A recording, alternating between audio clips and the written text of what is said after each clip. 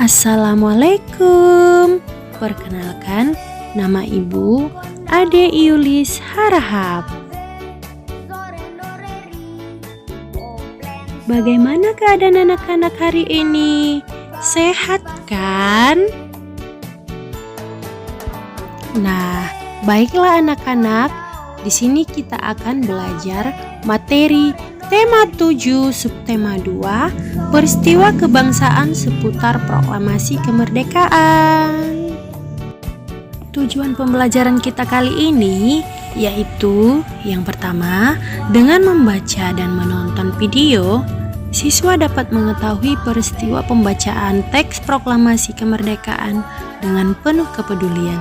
Yang kedua, dengan membuat peta pikiran, siswa dapat mengidentifikasi peristiwa-peristiwa penting seputar pembacaan teks proklamasi kemerdekaan dengan penuh tanggung jawab.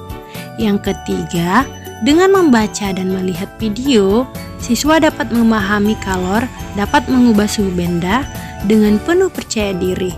Yang keempat, dengan mencoba, siswa dapat mengetahui kalor dapat mengubah suhu benda dengan penuh tanggung jawab.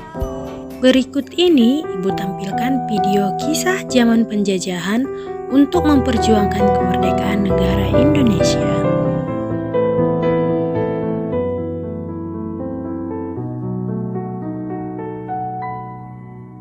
Betapa hatiku takkan pilu telah gugur pahlawanku. Betapa hatiku tak akan sedih hamba ditinggal sendiri. Siapakah kini pelipur lara nan setia dan perwira? Siapakah kini pahlawan hati pembela bangsa sejati? Telah gugur pahlawanku, tunai sudah janji bakti.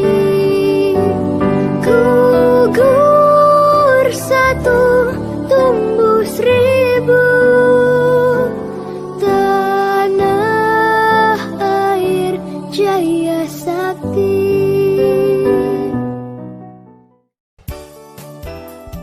Bagaimana tanggapan anak-anak mengenai video di atas?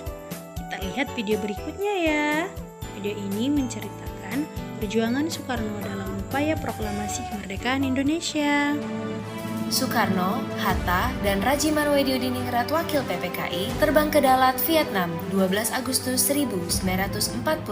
Di tengah kabar pengeboman Hiroshima dan Nagasaki di Jepang, Jenderal Hisaichi Terauchi, Panglima Angkatan Perang Jepang di Asia Tenggara, menyambut kedatangan mereka. Jenderal Terauchi berkata bahwa PPKI bisa segera memproklamasikan kemerdekaan Indonesia. Kabar gembira tepat pada hari ulang tahun Hatta. Mereka semua senang, kemerdekaan sudah di depan mata. Sepulang dari Vietnam, sejumlah pemuda dari organisasi Angkatan Pemuda Indonesia API membawa Soekarno dan Hatta ke Rengas Dengklok pagi hari 16 Agustus 1945. Dalihnya, situasi Jakarta genting, Bung.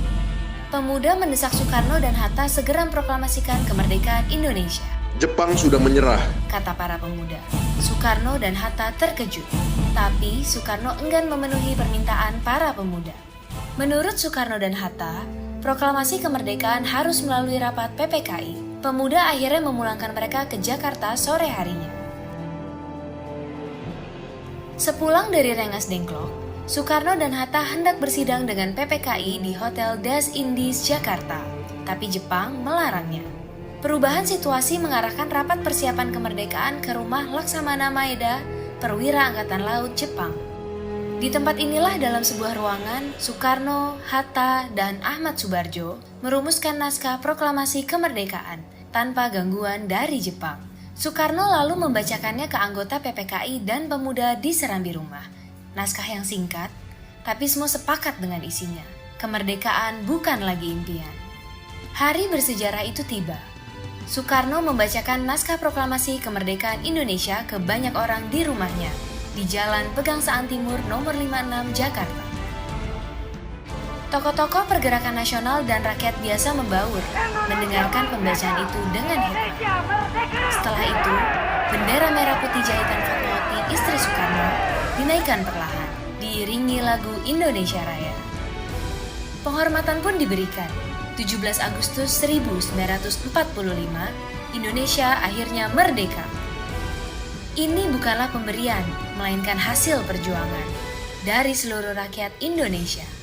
Proklamasi kemerdekaan mengantar bangsa Indonesia bergelut dengan cerita baru. Jepang memang telah terjungkir, tapi pengaruhnya belum berakhir. Ini dialami oleh fotografer Mendur bersaudara dalam merekam dan menyebar proklamasi. Jepang menghancurkan kamera Alex Mendur, sang kakak. Karena itu, Franz, sang adik, mengubur negatif fotonya di halaman kantor Surat Kabar Asia Raya demi selamatkan bukti-bukti proklamasi. Di tempat lain, pewarta berhasil mengabarkan proklamasi lewat media cetak, juga melalui siaran radio dengan menggunakan beragam bahasa daerah.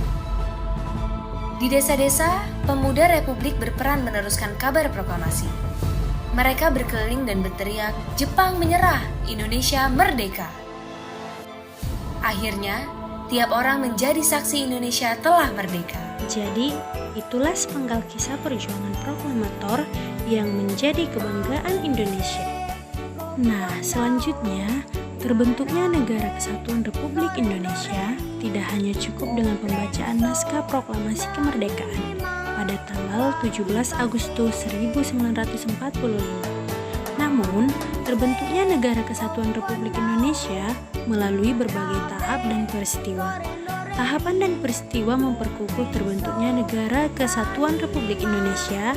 Saat ini pun, kita masih harus tetap mempertahankan kedaulatan negara. Pada akhir bulan Juli 1945, Jepang menyetujui pemberian kemerdekaan kepada Indonesia pada tanggal 7 September 1945. Namun, pada tanggal 6 dan 9 Agustus 1945, bom atom dijatuhkan sekutu di kota Hiroshima dan Nagasaki. Peristiwa itu mendorong diubahnya tanggal pemberian kemerdekaan Indonesia menjadi tanggal 24 Agustus 1945. Kemudian, pada tanggal 15 Agustus 1945, Jepang menyerah tanpa syarat kepada sekutu. Akibatnya, terjadi kekosongan kekuasaan di Indonesia. Kesempatan inilah yang kemudian dimanfaatkan oleh bangsa Indonesia untuk memproklamasikan kemerdekaan.